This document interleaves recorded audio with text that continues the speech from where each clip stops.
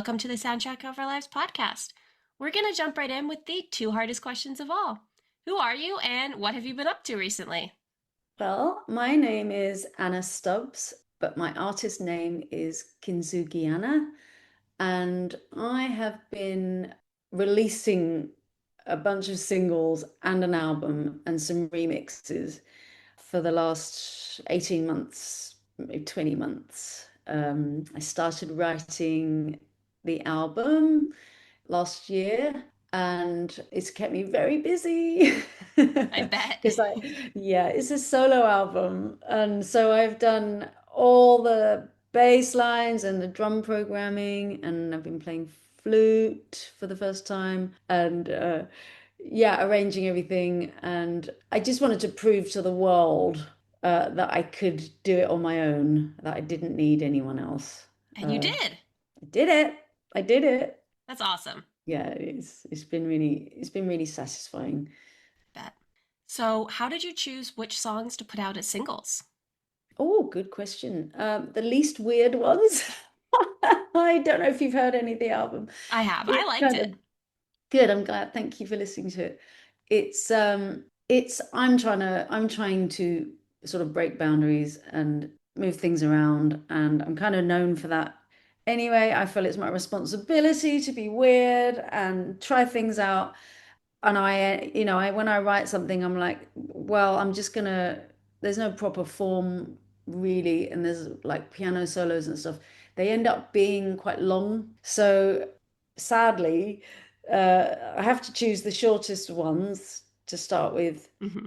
and the ones that I think are probably the best hooks and accessible, or maybe the ones that represent me most of all. And I did have to get them edited down to under 4 minutes so that they could be pitchable to radio, which was really annoying. But it worked out really well actually. So I'd like to have released them all as singles. I think that's quite a good strategy nowadays. But I kind of ran out of time. I'm like, I better release this album. This has been Hmm. going on too long now. How long were the songs before you cut them down? Well, they usually end up being about 5 minutes. Some of them are 7 minutes. Yeah, they're always at least 4.5 minutes. So I refuse. I refuse to toe the line. It's getting shorter and shorter now. I realize that. But I'm not going to sit there and go, okay, I'm going to write a song that's 2 minutes 50, because I just think it's quite an improvisationary, is that a word? Kind of process for me, and I like to stretch things out and explore. And there's so much just within Logic software, there's just so many sounds and so many cool things going on that I just want to explore them and yeah, have fun as well. So, you said that you feel that it's your responsibility to try new things and break boundaries. Why do you feel Yes, that it's your responsibility? because I'm not signed to a label and I don't have a boss. And I make my living from other things. I don't have to make living from my music. So if anyone can be brave and daring and unpopular and experimental, it's going to be me. And I'm gonna have, it's such a luxury to be able to do that. In the past, though, I have had to try and write music that might be more popular or capture a bigger fan base, Hmm. try and make a living from it, and it was disastrous. So it doesn't work for me. I just feel, and also I'm older, I'm more mature, and I don't kind of care. So yeah, it is my responsibility. And in the past, I've written with my previous writing partner, with my old band Brotherly. We were known for experimenting with time signatures and feels and weird, harmonic progressions and stuff. So I'm carrying the torch for jazz, harmony and experimental beats in the UK. I'm doing my bit, trying to do something that's nichey. I like it. I'm glad that there's somebody carrying that torch. Yeah, it's fun. Like it's important for someone to break boundaries. It is. And I don't think a lot of people are doing it so much nowadays because the record labels are scared. Hmm. They want something that's sellable and and able to be pigeonholed, sold and labeled. And I completely understand that. And I think there's some great music out there that does that. Yeah. It's just, some of us, some of us, we need to, I feel a responsibility to keep jazz moving on and alive, because that was what I've really dedicated my life to, and I want to keep it alive and growing as much as I can in a in a sophisticated and as beautifully recorded and written as I can, just to try and do something memorable, really. What advice would you give to somebody who wants to break those boundaries but is kind of struggling at where to start? Well, it depends on what you mean by struggling. I mean, the first thing, as a mom and a business owner, the first thing that comes to mind, because we're all living in this kind of, really challenging time, cost of living, is, we got to live first. We've got to have somewhere to live so that we can record this stuff and write Hmm. this stuff. And I really hope that people are, finding a way of having a career that progresses, that they can have some kind of income first. That's the very practical way of doing things, and then maybe there'll be space. There's lots of other ways to struggle. First of all, it can be very difficult music.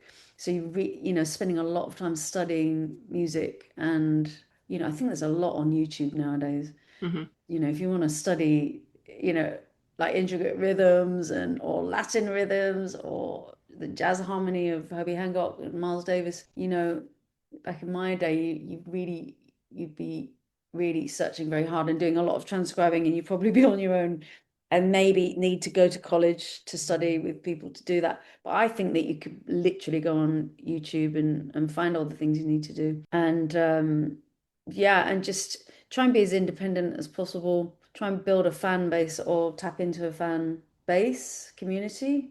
If you could get a deal with a label that supports that, then fingers crossed, because that would be really good. Hmm. I've gone my way. It would be really great to have a supporting label behind me, but I fear that it would also change the music as Hmm. well. That makes sense. I don't know. I'm not an expert. There's people that know far more about this than I do. Hmm. Why did you choose to go by a stage name? Oh, I was reinventing myself. I've always been in this band called Brotherly, and I've always been known as Anna Stubbs. And I've always thought, oh, that's such a boring name. And also, I felt like, let's try this thing out where you can hide behind a persona. Hmm. And I thought, I really need I really would love to have a interesting artist name, another band name. So what I did was I've been kind of obsessed with kintsugi, which is Japanese. It's a pottery fixing sort of art form where they meld broken pottery together with precious metals, like melted gold. It's a really cool thing It's because beautiful. it's so amazing. And I've always loved that. And I thought I want to play on that word. And it kind of sounds like boogie, and I like to boogie because 70s kid. Kinzugi, and I thought Kinzugi Boogie, Kinzoogianna. I thought that would be really good. And also, I'd been through some really difficult times, and I felt like I'd been kind of smashed around a bit, but I was coming together again with music, and I thought this is a great name. And I'm like, but I kind of regret it now because everybody wants me to spell it. I'm like, oh no, could have made it simpler. Never mind. It looks good. I think it's fun. It is fun, and there's a real story behind it Yeah. as well. Yeah. So, what are the main differences between Anna and Kinsugianna? Ooh. Well, Anna is a bit more formal, and I did study jazz, and I did a lot of classical piano and classical singing even, and I'm also a teacher. And I've been a professor. I've taught people at university, and quite a serious person. And Kinzugiana, however, is a lot more daring, and she's a bit more bipolar, I think. She taps into that roller coaster ride a bit more. And within Kinzoogianna, there's like another five characters as well, because the whole album has got a lot of different personalities in it. And I've really enjoyed that writing process of allowing myself to become a completely different person. It's really enabled some great writing. So, yeah, I mean, people have been doing this for a long time, changing their names, reinventing themselves. I thought, yeah, why not? Even though I'm a formal jazz musician, I'm gonna actually do this, try it out, and I have no regrets at all. Good. So, what does the songwriting process look like for you? For me, it quite often comes out of me jamming on the keyboard. I'll be jamming something, maybe along with another tune, or just improvising. I do a lot of practicing and improvisation, and something will come, and I'll be like, "Ooh, I like that," and I will probably just very quickly put it on a voice memo, because by the time I've set everything up and got everything plugged in, the whole moment has passed. So I quite often use my voice memos on my phone, and then I'll be like, yeah, I'm into this. Yeah, maybe I could do something with this. So then I set up all my recording stuff and maybe get a bass line, kind of get a bit more filled out, a bit more chords. Then before I get too into that one groove, I know I'm going to need some reflecting material for a chorus, maybe. So I maybe will start writing a top line, and it usually comes from the bottom upwards like that. Every now and again, I will come up with a thought, and I'll be like, I really like that, like mind your business or something like that. Hmm. I might want to do something with that. Yeah, and then I just kind of go off. I mean, I'm a mother as well, and I'm like, oh, my kid doesn't see me. He's grown up now, which is good. So I'm like, I will obsess on it until it's kind of getting somewhere. I'll try and get some drum programming in there and start building it. And it's very easy to get stuck in a loop. I don't know. Are you a musician? I wish I could be a musician. I'm not any Oh, good. oh, you could be. You could be. Anyone can do it. Music's for everybody. It's never too late to start as well. It's very easy once you've started writing to get used to what you've heard and kind of go, oh, that's like a tune, and not, it's very easy to get stuck and not be able to keep writing more material for it. So I have to watch out for that. And then I'll just be like, there will be a time where I'm like, I have to record this properly now. And then it gets a bit more serious. But hopefully by then all the inspiration's in there. And then I go begging and borrowing for microphones and preamps and all the things, the expensive things that I don't have to record it properly. What does your son think of your music? He's really into it. He's like, we go to concerts together, and we're into hip hop, and yeah, he's like, I know he likes it. He's just doing his own thing quite a lot. Hmm. And I think it must be quite strange to have a mum that's a performer as well. But I know that he's really supportive, and he really understands the creative process. How do you balance the work life band or Not work well. life musician? I have to do a lot of limiting, because otherwise I'll just drive myself into the ground. So yeah, it's kind of boring stuff like budgets and planning the whole year ahead. I'm going to work this many hours teaching. These are the times I'm going to practice. I quite often practice before I go to work. It's like being in the army, to be honest. It's to keep the technique up as a singer and a pianist. It is quite a lot of work, but I manage it fine. I've got a good balance, and maybe I'd like to go out a bit more, but often haven't got enough energy. But music comes first. Hmm. You have to sacrifice something along the line. Something's got to go. And I haven't bought any clothes for a couple of years, things like that. He's like, you decided to make an album and release it, and you want to get PR and all this sort of stuff. You've got to commit to it. And yeah, it's good. It's not too difficult though. Good. What advice would you give to somebody who's kind of struggling with finding that balance? Um, I like to do an exercise where I take all the elements in my life, all the things that I love and value, and mark them out of 10, how much I'm valuing them. And I find that, shoes, love them though I do, are about a 2 out of 10. The freedom to be able to practice is a 10. The freedom to be my own boss, is a 10. Releasing music. Having a band that are as good as I can get, that's a 10. Going on a holiday, that's a 5. So, going out for dinner, you've got to make some choices. Hmm. And it's quite good exercise to do if you are trying to find out what you really value and try and then you're like, okay, even though I'm scared of these things that I really, really love, because it's scary saying something like, I'm going to release an album or Yeah. I'm going to find the best musicians and get them to come and rehearse with me. Yeah, there'll be a part of you that's like, oh, you don't really want that. You don't really want that. But it's kind of like to sort of suspend your doubt and your barriers and all that kind of stuff just for half an hour, just to sit there and go, what do I want? What do I really value? And I've studied life coaching and stuff, so I think it kind of comes from that. Hmm. And when you get to my age, you kind of realize that you're running out of time a bit as well, and that you really, really need to get your stuff together because life goes by quickly. And if you want to do something, then you kind of have to make priorities, and then kind of then you can budget your time and your finances or whatever around that. Hmm. Yeah, that sounds like a good exercise. It's great exercise, you know. That, and if I had all the time, money, and talent in the world, what would I do? What would my day look like? Oh, it's so exciting, And it's like just for a little bit there, you can just dream and be a kid again and go, yeah, I want that, that, and that. Hmm. And it's like, yeah, fortune favors the brave. Yeah. But being brave is something you can develop as well. It comes with time and practice. Absolutely. But it's very hard to see that when you're at the beginning, or when you're looking at really accomplished musicians or something, or when you're looking at people that are really successful.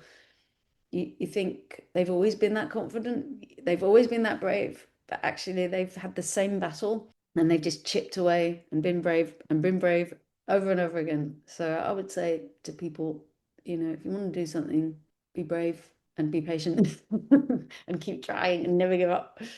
That's good advice. A lot easier said than done, though. I was just about to say that. And that's when the Nike just do it comes in. Hmm. You got to see. I mean, we're all different. We can all tolerate hardship in different ways as well. Hmm. We've got to kind of go, you know what? Maybe I do want a more comfortable life. Maybe I don't really want to be Beyonce. Maybe maybe it's okay to be relaxed and just do things in my own way. And I think that's really important to do things in one's own way as well, quietly maybe, or privately, or it doesn't always have to be about being out there. Hmm. Before I ask the last question, is there anything else you want to mention or talk about today? Um, not, I mean, not really. I wonder what's going to happen to music. There's, AI is getting involved, and there's a lot of music coming out. It's Hmm. very hard to be, it's like a sea of music. And well, Spotify is not helping.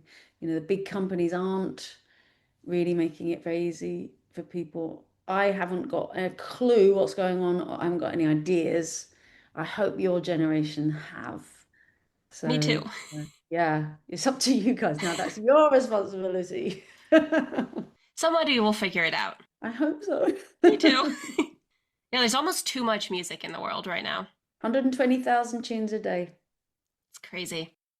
But in the 50s, there used to be about 500 a week, and they would all be really good quality, and they would be being pressed up. So there Hmm. wasn't, it wasn't so difficult for people to gatekeepers and DJs. It wasn't so difficult for them. It's like their job was already done. Yeah. Yeah, one extreme to another, eh? Yeah. That's kind of how things work. To find the middle balance, you have to go from one extreme to the other. Yeah, I wonder where we're going. It's really interesting. I would really love to go forward in 10 years, 20 years time to see what's going on.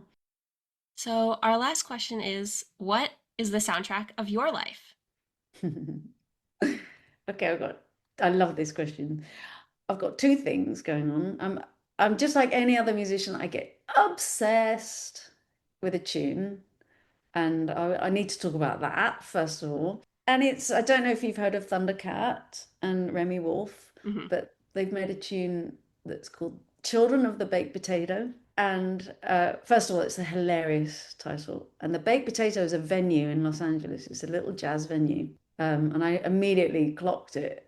And I've been to that venue and fallen asleep in a jazz gig, and it was a jazz fusion guitarist, and it was loud, but I had such bad jet lag that I was just at the front snoring. But the song is so fun and so innovative, and I really feel like it's just, taking it to another level. I found it very addictive, and that's on the Brain Feeder label, and they're always coming out with great music. I love all their artists, so I love that label. So I'm kind of listening to that a lot. But my soundtrack is backing tracks because I play a lot of jazz, so I'm quite often I've just got, there's this thing called iReal Pro, and it plays all the jazz tunes, thousands of jazz tunes, and you can have like a bass line and a drummer in every key. It's just millions and millions of different ways of doing it. And I just play, like, I rotate like 20 jazz tunes from the 60s. And my favorites like George Benson or Herbie Hancock, and maybe some Latin stuff as well. And there's an artist called Chick Corea, and I practice a lot of his stuff as well. So that's kind of my soundtrack, is that backing. And and just at the moment, because I finished my album and it's out and released, it's kind of feeding time at the zoo for me. Hmm. So I'm indulging myself and listening to a lot of songs that just I really love, that are just, gonna be influencing my next music. So Ooh, you got more yeah, stuff? yeah, we got the next phase is coming. It's So it's exciting. going to be, I'm listening to some drum and bass, and I'm listening to broken beat and all these British crazy genres that need keeping alive and building on. And yeah, so I'm doing that. That's my earworms. So, for all of our listeners who want to stay updated on you, hear the Yeah, album, hear the future music, where can they find you? they can find me on Instagram. That's where I hang out mostly, Kinzoogianna. But I'm out on all platforms. Bandcamp is a good one, as we know. It's very friendly to the musicians. Yeah, all the major platforms, and I've got a website as well if some people want to come and subscribe to that. But I think really I like running things from Instagram because I have my daily stories and things that are happening. It really feels like a community. There's also Awesome. YouTube as well. I made some fun dance videos, and there's some live footage of some gigs and stuff like that. So YouTube is a good one. Hmm. Come and have a laugh and see what it's like living in London and being crazy in London. This sounds like fun. So, well, thank you so much for taking the time to talk with me today. You're very welcome. Thank you very much for having me. I really appreciate it. Of course, have a nice rest of your day. You too, my love. Take Bye. care. Bye. Bye. See ya.